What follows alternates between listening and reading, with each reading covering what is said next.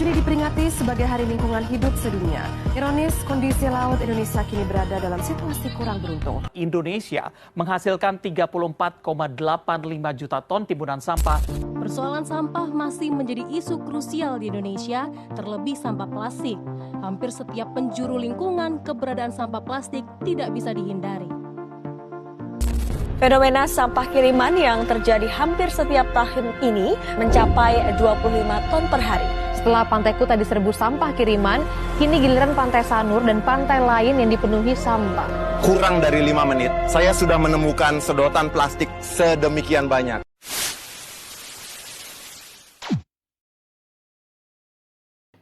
Indonesia saat ini menghadapi salah satu permasalahan lingkungan yang sangat serius dan belum terselesaikan hingga saat ini, yaitu permasalahan sampah.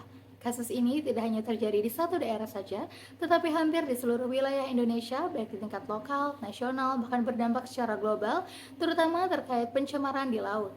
Beberapa contoh kasus nyata bisa kita lihat. Yang pertama di Jakarta dengan permasalahan TPST Bantar Gebang, yang kedua di Surabaya dengan pengelolaan sampah kota besar, ketiga Bali dengan krisis sampah plastik di laut, dan termasuk yang keempat di Kalimantan, termasuk daerah seperti Banjarmasin dengan masalah sampah domestik dan pengelolaan yang masih sangat terbatas. Kerusakan lingkungan adalah tindakan yang menyebabkan perubahan langsung atau tidak langsung terhadap sifat fisik, kimia, dan hayati lingkungan sehingga melampaui baku mutu. Pencemaran lingkungan adalah masuknya makhluk hidup, zat, energi, atau komponen lain ke dalam lingkungan sehingga kualitas lingkungannya menurun. Permasalahan sampah di Indonesia sudah berlangsung sejak lama, namun semakin memburuk sejak pertumbuhan penduduk yang pesat, urbanisasi besar-besaran ke kota, pola konsumsi masyarakat yang meningkat, dan kurangnya kesadaran dalam pengelolaan sampah. Contohnya, di Jakarta menghasilkan ribuan ton sampah per harinya yang sebagian besar berakhir di TPST Bantar Gebang. Di Bali mengalami krisis sampah plastik hingga mencemari pantai dan laut. Di Surabaya sempat mengalami darurat sampah akibat penutupan beberapa TPA. Dan di Kalimantan sendiri menghadapi masalah sampah rumah tangga yang sering kali dibuang ke sungai.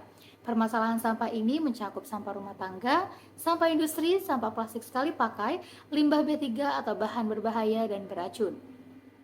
Permasalahan sampah di Indonesia menimbulkan dampak yang sangat luas dan kompleks, baik terhadap lingkungan, kesehatan manusia, kondisi sosial, maupun ekonomi.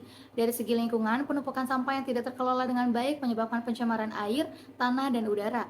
Sampah yang dibuang ke sungai pada akhirnya akan mengalir hingga ke laut, sehingga mencemari ekosistem perairan dan membahayakan kehidupan biota laut.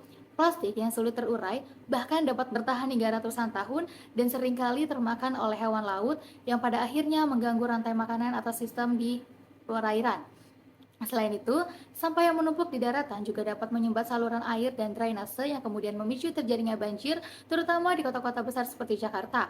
Kondisi ini menunjukkan bahwa permasalahan sampah tidak hanya berdampak pada kebersihan lingkungan, tetapi juga berdampak pada bencana yang akan lebih besar.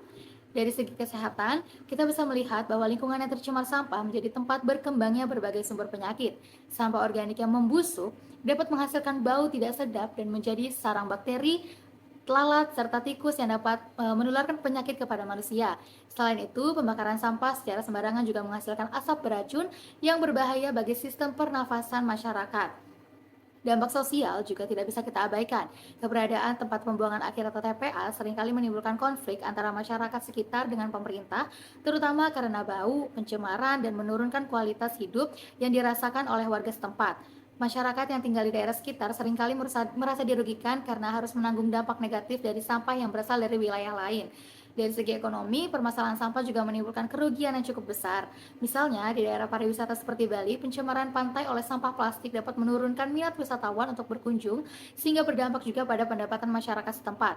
Selain itu, pemerintah juga harus mengeluarkan biaya yang cukup besar untuk pengelolaan dan penanganan sampah yang seharusnya dapat dialokasikan untuk kebutuhan pembangunan lainnya.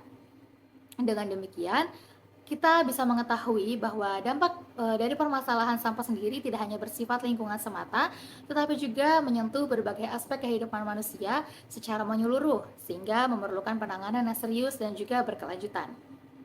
Permasalahan sampah di Indonesia tidak hanya menjadi persoalan teknis pengelolaan lingkungan, tetapi juga berkaitan erat dengan aspek lingkungan hidup yang mencakup administrasi, perdata, dan juga pidana. Dari segi administrasi, salah satu masalah utamanya adalah masih lemahnya pengawasan dan penegakan aturan oleh pemerintah terhadap pengelolaan sampah. Meskipun telah ada berbagai regulasi yang mengatur tentang pengelolaan lingkungan hidup, pada kenyataannya adalah implementasinya di lapangan seringkali tidak berjalan secara optimal. Banyak tempat pembuangan akhir yang sudah melebihi kapasitas, namun tetap digunakan tanpa adanya solusi yang berkelanjutan. Selain daripada itu, sistem perizinan lingkungan yang seharusnya menjadi alat kontrol juga belum sepenuhnya efektif karena masih terdapat pelanggaran yang tidak ditindak secara tegas. Dari perspektif hukum perdata, permasalahan sampah sebenarnya membuka peluang bagi masyarakat untuk menuntut ganti rugi terhadap pihak-pihak yang menyebabkan pencemaran lingkungan. Dalam konteks ini, masyarakat yang dirugikan, misalnya seperti warga yang tinggal di sekitar tempat pembuangan sampah atau yang terdampak pencemaran sungai, dapat mengajukan gugatan terhadap pihak yang bertanggung jawab. Namun, dalam praktiknya, upaya ini masih jarang dilakukan. Hal ini disebabkan oleh beberapa kendala seperti sulitnya pembuktian hubungan antara pencemaran dengan kerugian yang dialami, serta kurangnya pemahaman masyarakat mengenai hak-hak dan juga hukumnya. Sementara itu, dari segi hukum pidana, Undang-Undang Nomor 32 Tahun 2009 telah mengatur bahwa setiap orang yang melakukan pencemaran atau perusakan lingkungan dapat dikenakan sanksi pidana. Ketentuan ini sebenarnya bertujuan untuk memberikan efek jera kepada pelaku dan melindungi lingkungan dari kerusakan yang lebih parah. Namun pada kenyataannya, lagi-lagi penegakan hukum pidana di bidang lingkungan masih menghadapi berbagai tantangan. Tidak semua pelanggaran ditindaklanjuti secara serius, dan dalam beberapa kasus, pelaku pencemaran itu tidak mendapatkan sanksi atau saksi yang sebanding dengan dampak yang ditimbulkan. Dalam menghadapi permasalahan sampah di Indonesia, prinsip hukum lingkungan memegang peranan penting, terutama dalam hal penyelesaian sengketa yang dapat dilakukan melalui jalur litigasi maupun secara non-litigasi. Penyelesaian secara litigasi ini merupakan upaya penyelesaian sengketa melalui jalur pengadilan. Dalam konteks ini, masyarakat atau pihak yang dirugikan akibat pencemaran sampah dapat mengajukan gugatan perdata maupun melaporkan secara pidana kepada pihak yang berwenang. Melalui proses pengadilan diharapkan adanya kepastian hukum serta sanksi yang tegas terhadap pelaku pencemaran lingkungan. Namun demikian, penyelesaian secara litigasi ini seringkali memerlukan waktu yang lama, biaya yang tidak sedikit, serta proses pembuktian yang cukup kompleks, sehingga tidak selalu menjadi pilihan utama bagi masyarakat setempat yang mengalami permasalahan lingkungan. Di sisi lain, penyelesaian non-litigasi merupakan alternatif yang dilakukan di luar pengadilan, seperti melalui tahapan mediasi, negosiasi, ataupun juga kesepakatan bersama antara pihak-pihak yang terlibat dalam kasus ini. Dalam kasus pengelolaan sampah, pendekatan non-litigasi seringkali lebih efektif karena melibatkan partisipasi langsung antara masyarakat dan pemerintah dalam mencari solusi bersama. Contohnya itu dapat kita lihat melalui berbagai program seperti bank sampah, kerjasama antar warga dengan pemerintah daerah dalam pengelolaan sampah, serta upaya edukasi lingkungan yang bertujuan untuk mengurangi jumlah sampah dari pada sumbernya. Pendekatan non-litigasi ini cenderung lebih cepat, fleksibel, dan mampu menciptakan hubungan yang lebih harmonis antara pihak-pihak yang terlibat. Selain daripada itu, pendekatan ini juga sejalan dengan prinsip partisipatif dalam hukum lingkungan, di mana masyarakat tidak hanya menjadi objek, tetapi juga subjek dalam pengelolaan lingkungan hidup. Maka dari itu, baik penyelesaian secara litigasi maupun non-litigasi memiliki peranan masing-masing dalam menangani permasalahan sampah di Indonesia. Keduanya perlu digunakan secara seimbang dan disesuaikan dengan kondisi yang ada agar tujuan perlindungan dan pengelolaan lingkungan hidup di Indonesia itu dapat tercapai secara efektif dan juga berkelanjutan. Dalam upaya mengatasi permasalahan sampah di Indonesia, peran serta masyarakat menjadi salah satu faktor yang sangat penting dan tidak dapat dipisahkan dari keberhasilan pengelolaan lingkungan hidup. Masyarakat tidak hanya berperan sebagai pihak yang menghasilkan sampah, tetapi juga sebagai bagian dari solusi dalam mengurangi dan mengelola sampah tersebut. Kesadaran daripada masyarakat untuk menjaga lingkungan menjadi kunci utama dalam menciptakan lingkungan yang bersih dan juga sehat. Peran masyarakat sendiri dapat dimulai dari hal-hal yang sederhana dalam kehidupan sehari-hari seperti mengurangi penggunaan plastik sekali pakai, membawa tas belanja sendiri pada saat berbelanja, serta memilih produk yang lebih ramah lingkungan. Selain itu, masyarakat juga dapat berperan aktif dalam memilah sampah berdasarkan jenisnya seperti sampah organik, sampah anorganik, sehingga memudahkan proses pengelolaan dan daur ulang. Kebiasaan kecil ini, jika dilakukan secara konsisten, dapat memberikan dampak yang besar dalam mengurangi jumlah sampah yang berakhir di tempat pembuangan akhir atau di TPA. Di sisi lain, masyarakat juga memiliki peran penting dalam mendukung program-program pemerintah seperti bank sampah dan kegiatan gotong royong membersihkan lingkungan.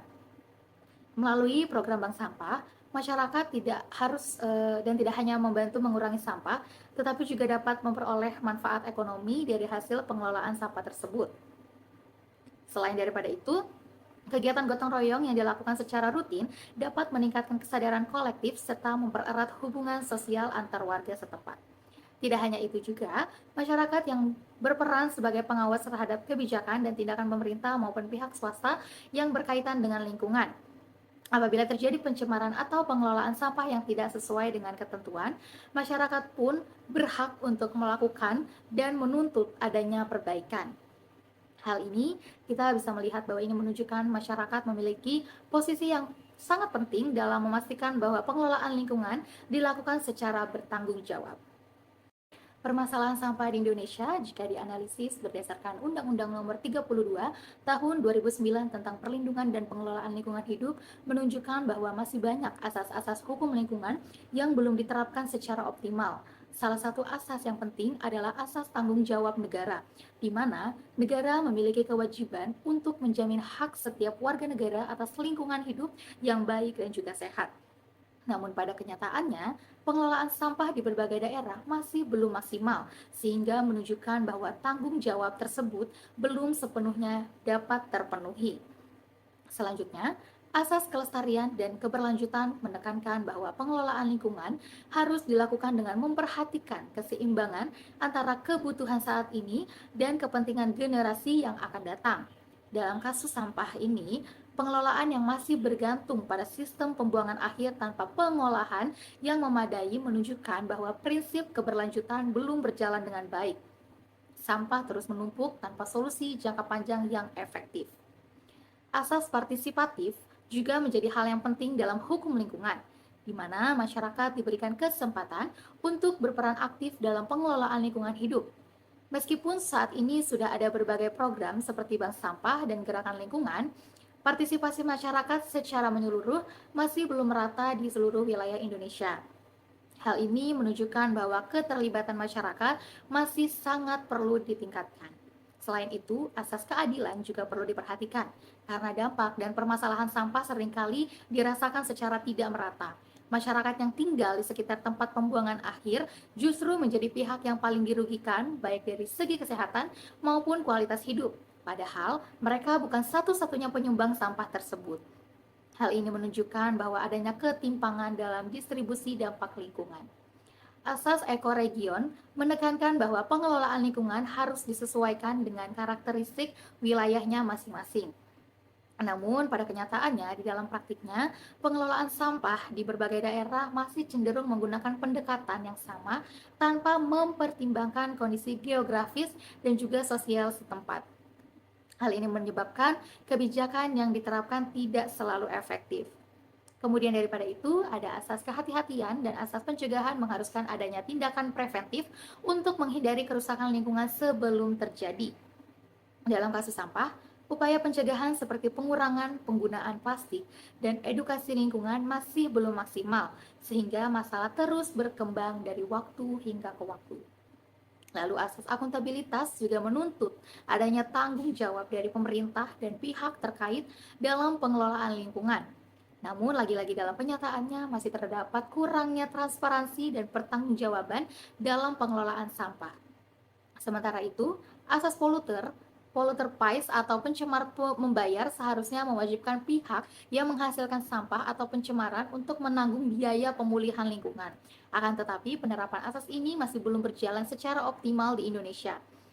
Jika dikaitkan dengan tujuan hukum lingkungan sebagaimana dalam pasal 3 Undang-Undang Nomor 32 Tahun 2009, yaitu untuk melindungi wilayah Indonesia dari pencemaran, menjamin keselamatan dan kesehatan manusia, serta menjaga kelestarian fungsi lingkungan hidup, maka dapat dikatakan bahwa permasalahan sampah saat ini menunjukkan bahwa tujuan tersebut belum sepenuhnya bisa tercapai.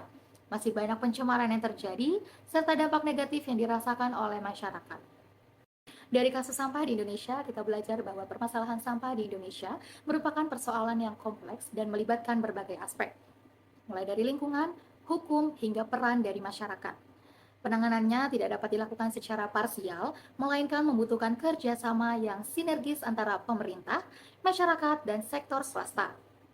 Selain itu, penerapan asas-asas hukum lingkungan serta pencapaian tujuan perlindungan dan pengelolaan lingkungan hidup sebagaimana diatur dalam Undang-Undang Nomor 32 Tahun 2009 harus benar-benar diwujudkan dalam praktik, bukan hanya sebatas aturan yang tertulis.